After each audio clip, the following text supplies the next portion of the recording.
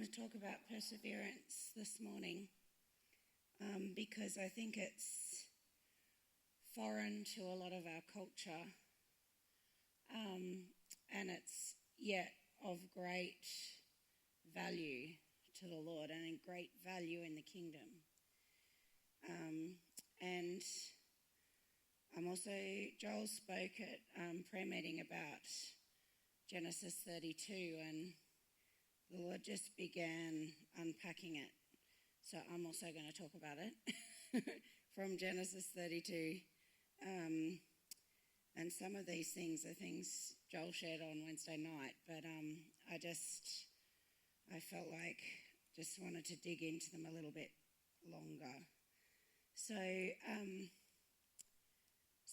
just to kind of catch up the story, Jacob, as you know, got the blessing instead of Esau from his father Isaac, and then because he'd basically cheated his brother and deceived his father, he ran away, went to Laban, who was his uncle's place, and he begins working there. And in a way, he's gained everything he wanted, and yet he's lost everything. Because that's one of the problems when we use our own strength to try and get where we want, is that we gain it and yet lose so much. Lose relationship, lose peace, lose integrity, lose whatever else. And so, on the other hand, the thing about Jacob was that he actually valued what the promise was, what the blessing was.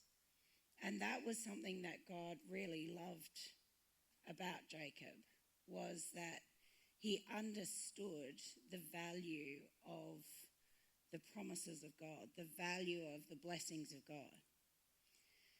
And so there he is, and the problem is, if you sow something, you're probably going to reap it. And that's just how it is. And so Jacob's sowing deception, he's sowing jealousy, he's sowing bitterness, he's sowing all of this stuff into his life, right? And so now he reaps it. He falls in love with Laban's daughter, Rachel, and Laban starts negotiating and manipulating. Okay, you work for me for 7 years, you can have her. Gets married, presumably in the dark, and the next morning finds it's not Rachel, it's Leah.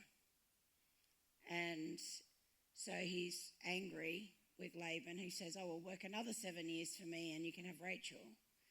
And so there's this chaos, there's this mess, there's this disruption, there's 14 years of waiting and labour and all the rest, and there's also now this dysfunctional household. And so there's all of this. And then he goes into this process of learning God's supernatural blessing. If you read the story, he cuts this deal with Laban about if the sheep are black or white or multicoloured, then they're his or Laban's and so on. And what happens is that Jacob's flock keeps multiplying. They all have twins, they are all healthy, and so in the end, the jealousy is getting problematic. And finally, God speaks to Jacob and says, time to go back to your country and face your past. Time to go and make restitution with Esau. And it's fascinating to me because there's seasons in God, isn't there? Like sometimes he lets us run for a while. Sometimes he lets us just do our own thing. And it seems okay. And then it'll get to the point where it's like, right, you know that thing you left behind? You know that relationship that was broken? You know that person that you hurt? We're going to go fix that up. And so God is working with him. Eventually he'll cause us to stop running from the things that we're afraid of or the things that have hurt us. Eventually, he'll cause us to reconnect. Eventually, he'll cause us to face the problem, face the hurt, face the fear, whatever it is, because a loving Father wants us whole. See, Jacob was already blessed. He had huge numbers of flocks. You read what he's happy to just give away to Esau later down the track. It's ridiculous. It wasn't that he wasn't experiencing the blessing of God, but the problem is that God cares more about the heart than the lifestyle. God cares more about what's going on inside than outside. And so he says to Jacob, come on, it's time. And so it was completely unknown to Jacob. Like, we need to understand this. He had completely ripped off his brother from his rights. He had broken up the entire family and had to run away.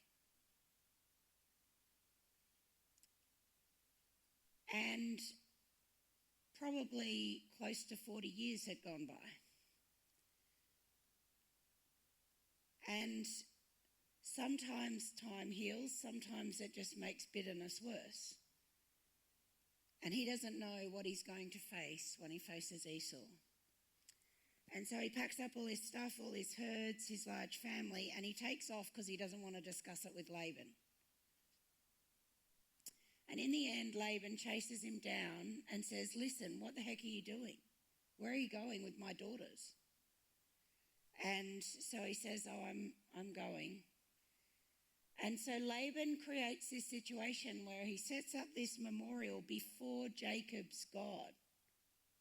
And he says, right, before your God, this is what you're going to do. You're going to promise to me that you don't hurt my daughters. You're going to promise to me that you never take another wife. And you're going to promise to me you never step foot across this boundary to take any use or advantage of me again. And sometimes when God wants us to move on and heal up and deal with stuff, he actually closes the door so we can't run back to where we were comfortable.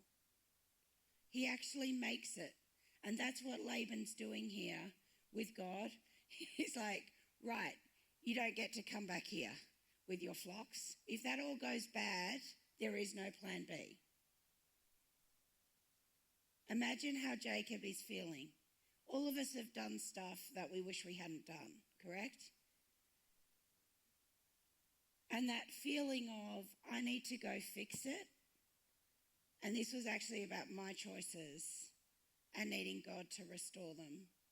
And I can't just run back to where at least I had flocks and camels and this and that and my camp set up and it was all okay in a way.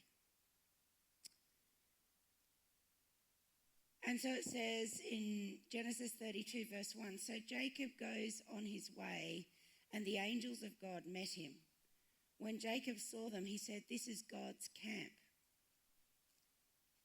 I'd just like to point out that the angels weren't there until Jacob had left all his security.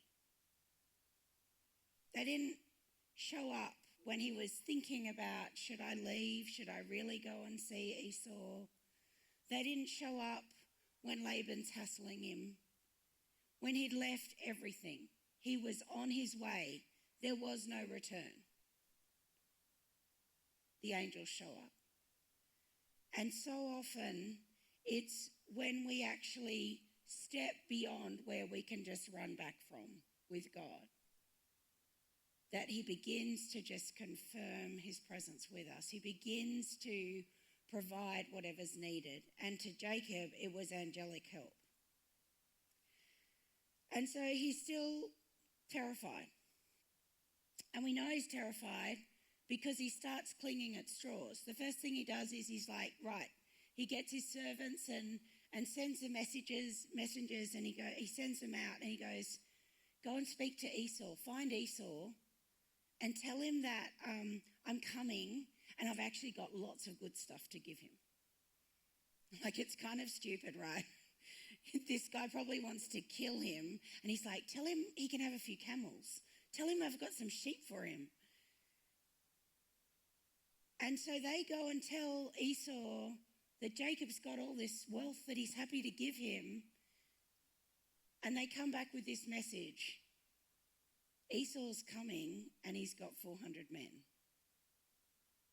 That's basically like, I don't care about your stuff. I'm coming with 400 men, and this is about conflict. This is a showdown. So keep your camels, keep your sheep. I'm coming with warriors. What are you going to do about it? And so it just feels like it's getting worse and worse. You know when you try and make restitution with someone and they just like make it worse? That's what's going on. And so the next thing is Jacob's like, okay, let's divide the whole camp in half. We'll send one half out to meet Esau. If he kills all of them, at least half survive. It's like, have you ever started just trying to work stuff out with God? Or maybe if I just do this, then I'll only lose half. Maybe if I do this and it all goes wrong, maybe this, maybe that. And then finally, when he realizes none of this is going to work, he prays. Sometimes it would be helpful if we got there quicker, hey? And he begins to just call on God for blessing, on the promises of blessing. He calls on God, you told me to do this. And the thing is, we have to know when we're taking risk. You said, God. You said this. You said this.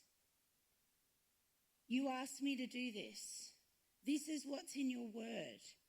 And so Jacob's like, God, you told me to do this. You told me to come and face the past, face Esau. You told me to do it now. And then he begins to, okay, the next plan is I'm going to send out offerings one by one. Sends out a servant with some sheep, sends out another servant behind them with some goats, sends out another servant behind them with some camels. And this ridiculous kind of convoy is about to, and what he's doing is he's watching everything he worked for just go. And this is kind of what happens when we do stuff in our own strength, isn't it? You can accomplish so much, whether it's material, whether it's relationally, whether it's whatever, any front you want. You can do all this stuff. But it kind of comes to a point where you're just kind of seeing it disappear in front of your eyes. And he's left with his 2 wives, 2 female servants, and 11 sons. Nothing left to offer, no more peace offerings, no more people that could actually fight, nothing. He has nothing and no one to defend him. It's just him and the enormity of what he faces. And there's times that all of us feel like that. And in this moment, as Joel mentioned this morning, Jacob actually says to the women and children, he makes them cross over and he stays behind. It's night and now he's alone. And I'm picking up at verse 24, Genesis 32, verse 24. Then Jacob was left alone, and a man wrestled with him until the breaking of day. Now when he saw that he did not prevail against him, he touched the socket of his hip. And the socket of Jacob's hip was out of joint as he wrestled with him. And he said, let me go, for the day breaks. But Jacob said, I will not let you go unless you bless me. So he said to him, what is your name? And he said, Jacob. And he said, your name shall no longer be called Jacob, but Israel, for you have struggled with God and with men and have prevailed. Then Jacob asked, saying, tell me your name, I pray. And he said, why is it that you ask about my name? And he blessed him there. So Jacob called the name of the place Peniel, For I have seen God face to face, and my life is preserved. Just as he crossed over to Peniel, the sun rose on him, and he limped on his hip. And I just want to unpack, it's a very short passage, but I just want to look at it. The first thing is that, as I've said, God brought him to a place where he can't go back, and going forward risks everything. And we will hit these places again and again with God, isn't it? Maybe it's reaching out to someone. Maybe it's doing something you've never done before. Maybe it's a responsibility he asks you to take on. Maybe it's going somewhere. Maybe it's giving up something. But there's times when we get to this place with God and you can't go back. You know God's spoken. But going forward is risking everything. And he goes through every strategy to try and make it work. Divide the camp, send the messages, do this, do that. But in the end, he has to cross this river at the place called Jabbok. And Jabbok means emptying. Got to cross the place of emptying. You got to cross the place where everything you could have held on to, all your own strength, all your own answers, you're empty. There's an emptying. And we all have to. Often multiple times. Places where we can't make it work. We can't fix it. We don't have enough. We don't have the strength. We don't have the resources. Whatever it is, but it's this crossing place of emptying that the Lord leads us to.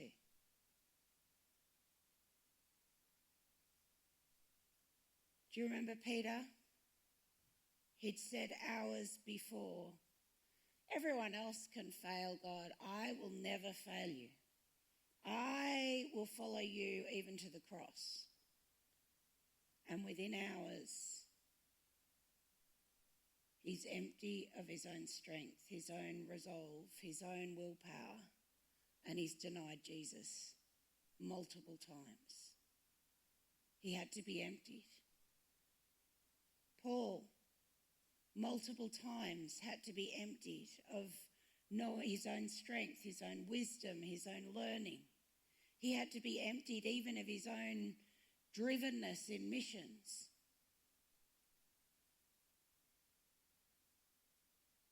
Martha had to be emptied of, like, I can do all this stuff. I'm working hard. Everyone else should be working hard.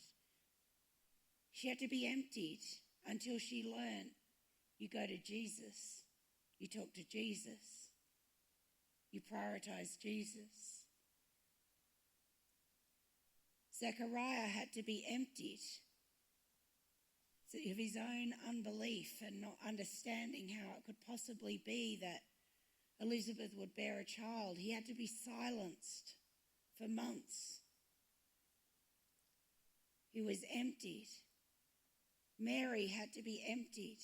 And pretty much every person you can find that we're still talking about today had to be emptied because it's precious to the Lord. It gives space to be filled with the true riches of the kingdom. And it's only there when we're empty that we actually begin to wrestle with God.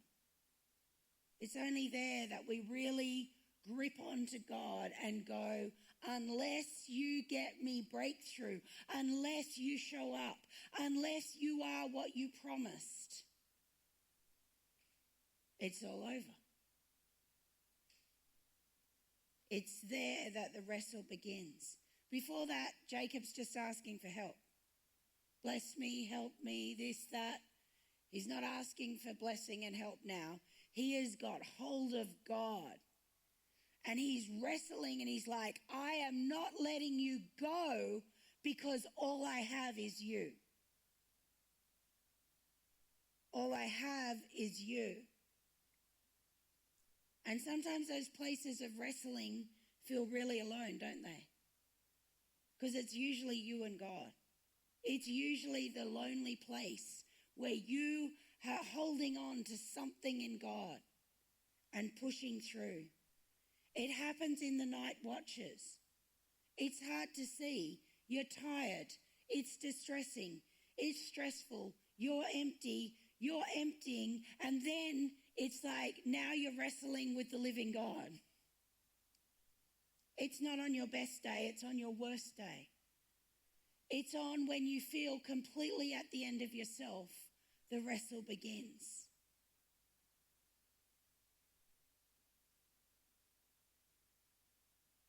And there's 3 things that happen in that wrestle that I want to talk about. The first is, it says, when the angel, probably the pre-incarnate Jesus, sees that he didn't prevail against Jacob.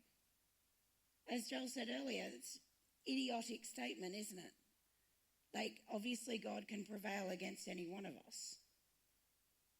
What didn't he prevail against? He didn't prevail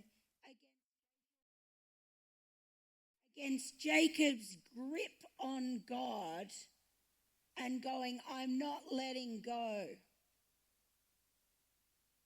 Sometimes God just pushes us to see if we'll give up.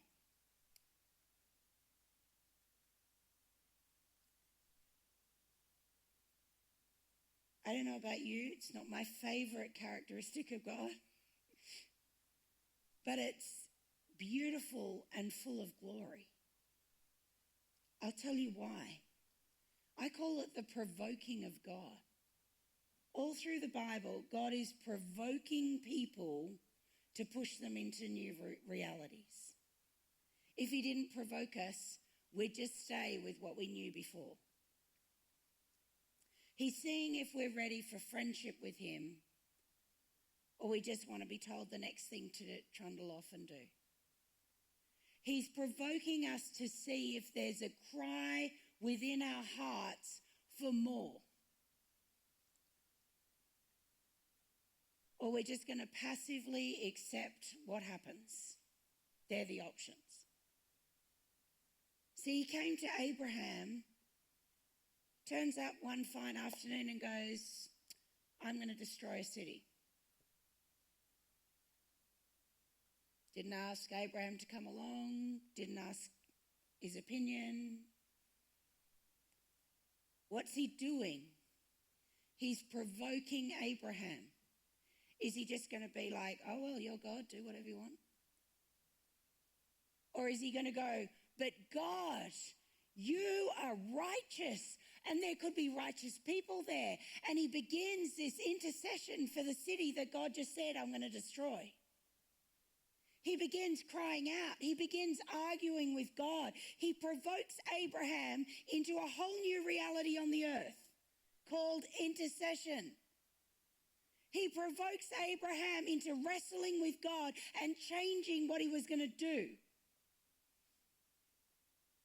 on behalf of other people.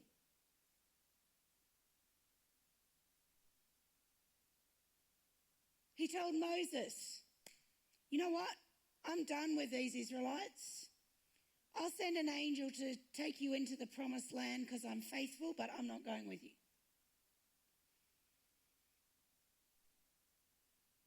Moses could have gone, fair enough, I understand. It provoked Moses. It was designed to provoke Moses to the point where he grabbed onto God and he's like, you know what, God, if you're not coming, I'm not going. I'm not going to just take the angel and go. It's not enough for me. Nothing is enough for me except your presence. Unless your presence goes with me, I'm not going. I don't care about your blessing. I don't care about the angels. I don't care about victory. I don't care about land. I care about your presence. And that was what God provoked him into. And as you know, it led him into this encounter of show me your glory. Show me your glory. Show it to me. I've staked a whole nation on it. Show me your glory. And it provoked Moses into this intercession and this cry for the experience of the glory of God that I don't think has been passed since, thousands of years later.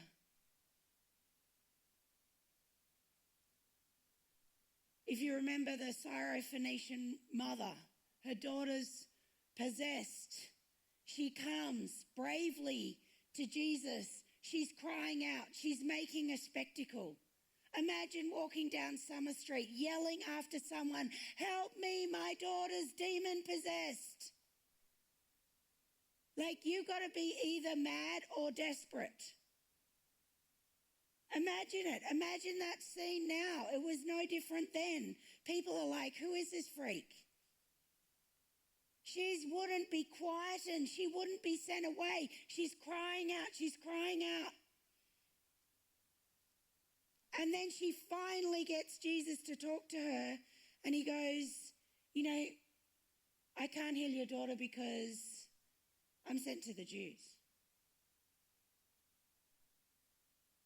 He doesn't even say it in a nicely, beautifully explained way.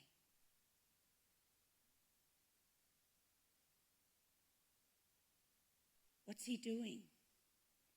He's provoking her. He is provoking her. You know who I am. You know who I am. Are you going to take that, or are you going to go, no, I want healing for my daughter? And she said, yes, but even the little dogs get the crumbs under the master's table. She said, yes, but I've got faith even for the people that aren't Jews. I've got faith for the Gentiles. I've got faith in your character. And she wrestled with him there. And he said, wow, look at this faith. Your daughter's healed. She opened up healing to the Gentiles.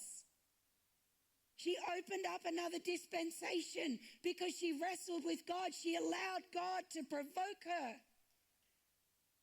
He tells the disciples, they're like, send the crowds away. They're tired. They're hungry. Jesus, just give them a break.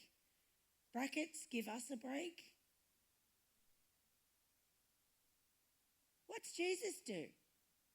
I've got a solution, boys. No, he goes, you feed them. They're tired. They're hungry. They're ready for the crowds to disappear. Come on, guys. You feed 20,000 people. This is the assignment for the afternoon. What's he doing? He's provoking them to go, what? How? We can't. You can.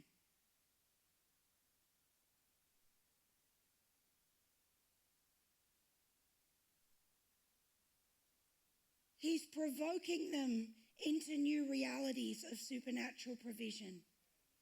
And so God provokes you. He will provoke you. He will provoke me.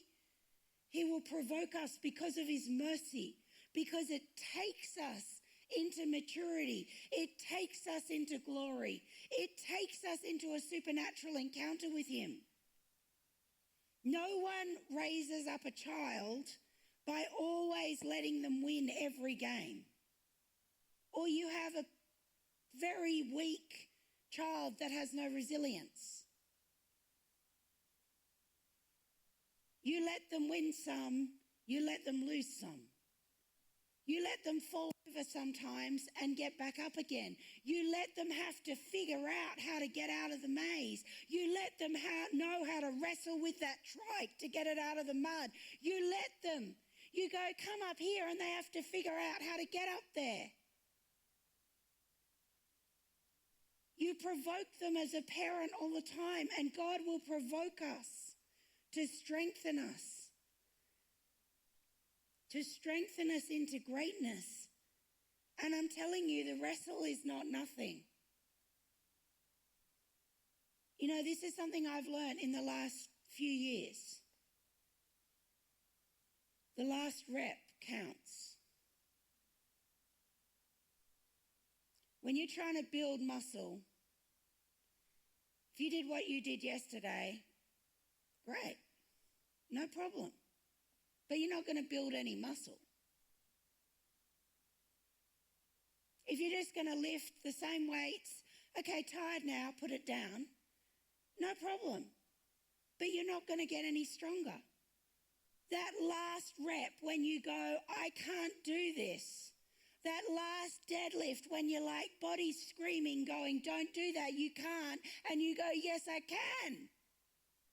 That is what builds the muscle. That is what took your muscle strength up a level. When we're building endurance, it's like every week it pegs up 30 minutes, and every week that last 30 minutes is hard. Every time it's like, I can't do the last 10 kilometers. And then you just go, yes, I will. And you just build endurance muscle. You can't do what you did yesterday and hope to be stronger. And so the wrestle is important. It's the last rep that counts. I can't remember what I was praying for. This is a few months ago, and I think we'd done training that morning. But I don't know. Anyway, I was just about, I'm tired. I'll just go. And the Lord just said to me, the last rep counts. Pray again.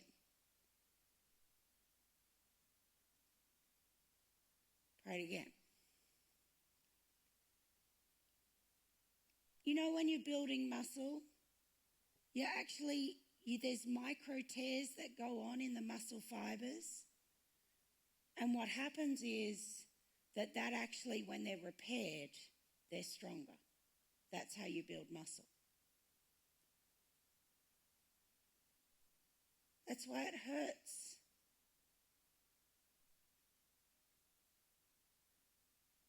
It's like the wrestle is going to hurt a bit. It's when you don't think you can. It's when you feel like, I've prayed for this, God. And the angel said to Jacob, let me go, for the day breaks. You know, when the day breaks, the wrestle's over. When the breakthrough comes, you can't wrestle again. Isn't it? Like what you're offering to God, there's this song Zimmy wrote called Providence. We sang it last week, and I love the bridge. And it's something like this: what is love if not to spend our lives at worship at your feet? What is peace if not to see the victory from the valley? Like, this is the wrestle, right? Before you get the breakthrough, before you see the victory, you're choosing peace. Before you see the answer to prayer, you press in one more time. Before you see God's provision, you give what He's asked. Whatever it is, before you see how someone's reacting, you're going to have done what God said. When the day breaks, it's over. Wrestle's done. The question is, what are you going to do in the night watch? How are you going to behave in the wrestle? How much do you want to just let it go, and how much do you want to be stronger? It's the gift of the wrestle with God. It's why God doesn't just answer every prayer the first time it floats across our brain. Because sometimes He does, and sometimes He's training us. Sometimes He's strengthening us. Sometimes He's calling us to persevere. The second thing that happened in that wrestle was that the angel touched Jacob's hip. Why? Jacob was wrestling for the true blessing of God, which was a global, multi-generational discovery of people walking with God. That was the promise to Abraham. It was the promise to Isaac. It was the promise that Jacob wrestled for. But the thing is that blessing comes in the place of dependency. It was his physical strength that had let him herd sheep, work for Laban, do all this stuff. He needed that hip, right? He needed that hip to work. He needed that hip to defend himself if Esau came with his 400 men. He needed his physical strength.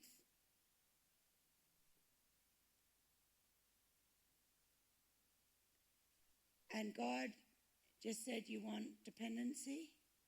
Let's go. And he walked with a limp. It was from that point on, it was God or nothing. And there's things that happen in our wrestling with God, in our persevering. Maybe it's time you spent in prayer that you could have spent working. Maybe it was he's asked you to give whatever away, and it was stuff that you could have made yourself more secure with. Maybe it's like you've just poured yourself out. Paul says, I poured myself out as a drink offering on behalf of your faith.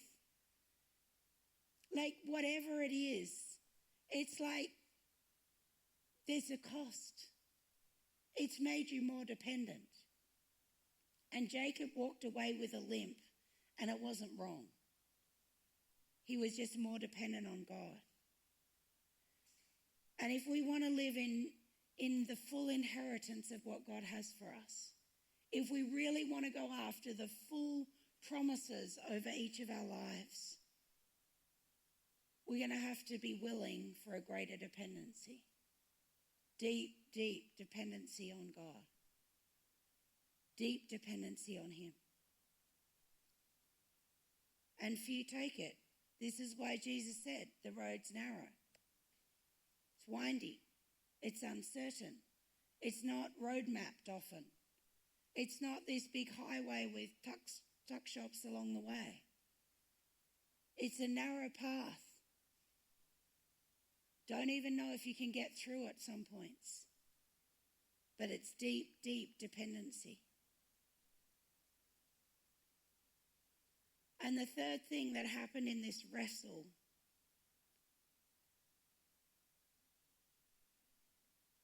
was that the angel says to Jacob, what is your name?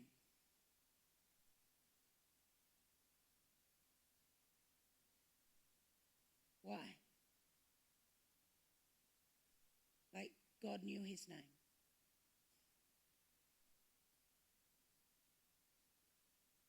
Part of the wrestle is actually acknowledging who we are. Part of the wrestle here was Jacob going, I'm Jacob. It means deceiver. It means usurper. It was basically him confessing his fault, his brokenness. He said, I'm Jacob. This was the reality of his life. He's before a holy God, and he's confessing, my whole life has actually been about trying to get what I want. My whole life's been about deception, about clamoring after stuff, treading on other people to get what I want. And sometimes that's part of the wrestle, isn't it? Yep. This is how I've been.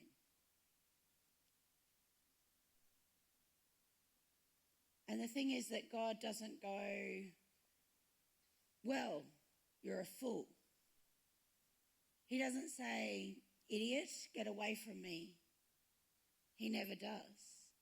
When we actually go and go, this is actually what I see in my heart. This is actually the reality that I see in my life. What God does is he does what he did to Jacob. He says, your name is no longer Jacob, but Israel. For you have struggled against men and against God and have prevailed. You're no longer, your identity is no longer about deception, your rights, about getting what you can out of a situation.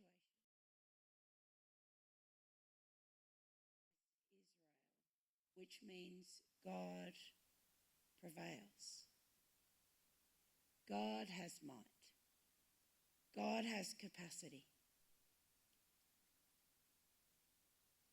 And the thing is that the Lord says to him there, you're going to be called this new name. You get this new identity because you have wrestled. Because you've wrestled. Passivity has no place in the kingdom. Let's just say that. Not fighting for what's your inheritance, what the promises of God are, has no place in the kingdom. It's nowhere in the Bible. In Romans 9:13, there's a sentence that terrifies me. Romans 9:13, it says, Jacob I have loved, Esau I hated. It's very strong language from God. Like, I don't think there's anywhere else in the Bible that God actually says he hates someone. Jacob I loved, Esau I hated. Why? Because Esau had no value for his birthright. He had no value for the inheritance God had given. He knew he was the firstborn. He knew he was supposed to step into these promises of God. And he comes home one day hungry, and Jacob's making some lentil stew, and he's like, give it to me. And Jacob's like, only if you give me your birthright. Sure, have it. Just give me that thing now. He wasn't prepared to fight for it. He just wanted whatever was the quick comfort then, whatever was the easy option. And this is my question. What are we prepared to fight for? What do we actually long for? What are we prepared to wrestle for? In Luke 18:8, it says, Jesus is talking, and he says, when the Son of Man comes, will he really find faith on the earth? Breaks my heart. This is Jesus asking. When he returns, is he going to find faith on the earth?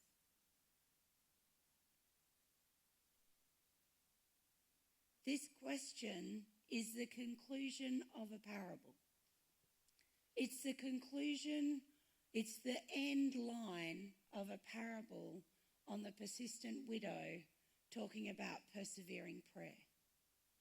Jesus is saying evidence of faith is persevering prayer, persevering wrestle. The people that will actually lay hold of him and go, I'm not letting go until we see this change in our city or in our family or in this nation. This is faith. You know, I pray twice about something and then I'm moping God hasn't answered. And Jesus is saying, this is persevering prayer, this persistence, this going again and again. He goes, am I going to find faith on the earth? Is he going to find faith in open heavens? Is he going to find people who wrestle through the night watches? Is he going to find people who are prepared to walk away with a limp? Because they've wrestled with God for what he's promised. It's then that we get to see that our identity becomes God prevails. God can do this. God can do the impossible.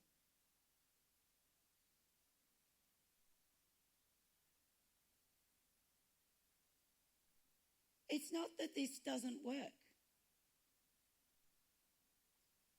Like you hear me talk a lot about Heidi and Roland Baker, right? They feed 20,000 people or more a day. They've set up universities. They've got hundreds of schools. They've planted over 7,000 churches. Heidi says for like nearly a year, she would just be on the floor in her bedroom. I can't. You can. We will. I can't. But you can. We will. And she just began to, it was the only thing she could utter at times. The amount of persecution they've been under is absolutely mind-boggling. It's like God does this or no one does it. But I tell you what, if we get to that point where we will persevere, where we'll wrestle, we get to the point where it's not about us. See, Jacob's name was about him. It was about who he was. Israel's name became about who God was.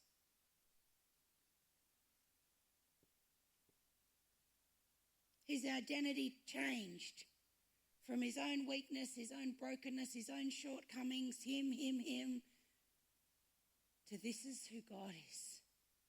He overcomes and he changes things.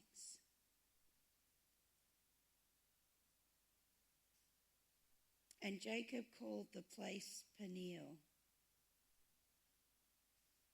because he says, I've seen God face to face. You might walk away with a limp. I tell you what, you walk away having seen God face to face. That place of emptying, that place of wrestle, it's the place of glory. It's a place where you walk away with the identity of God.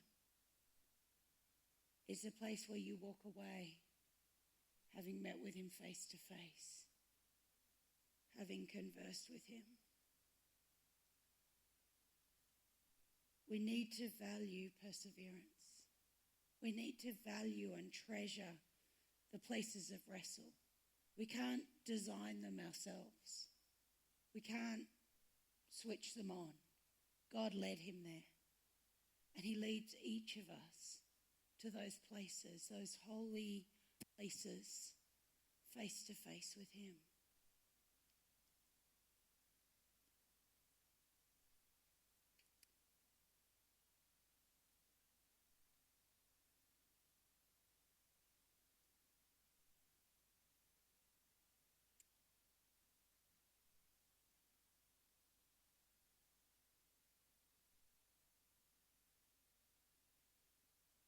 In Revelation 3 and 4, there's 7 letters to 7 churches. Every single one of them ends with a promise. To him who overcomes, this will happen. To him who overcomes, that will happen.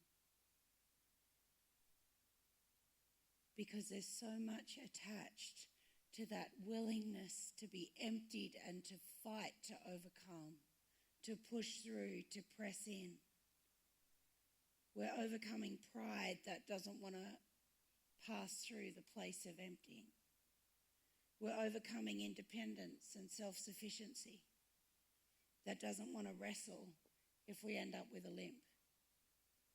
We're overcoming fear to go to the places alone where we're laid bare and we face what our life looks like.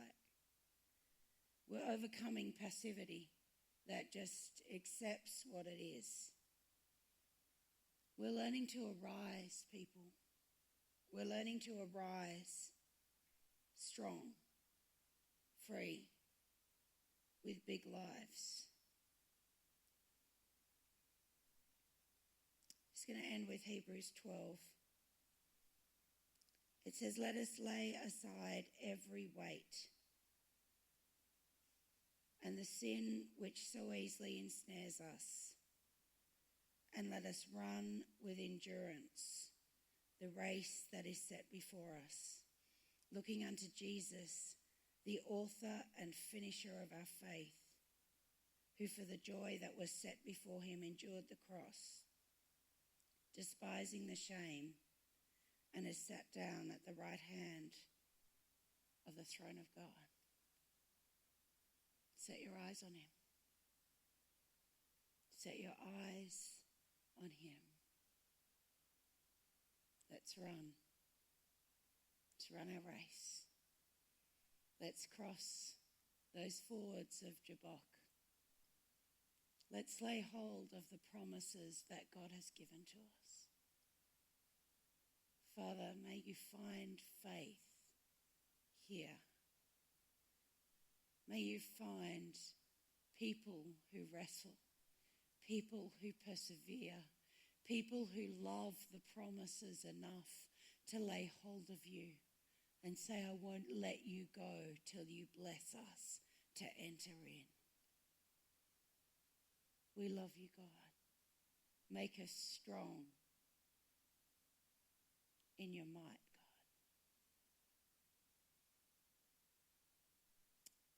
God. Amen.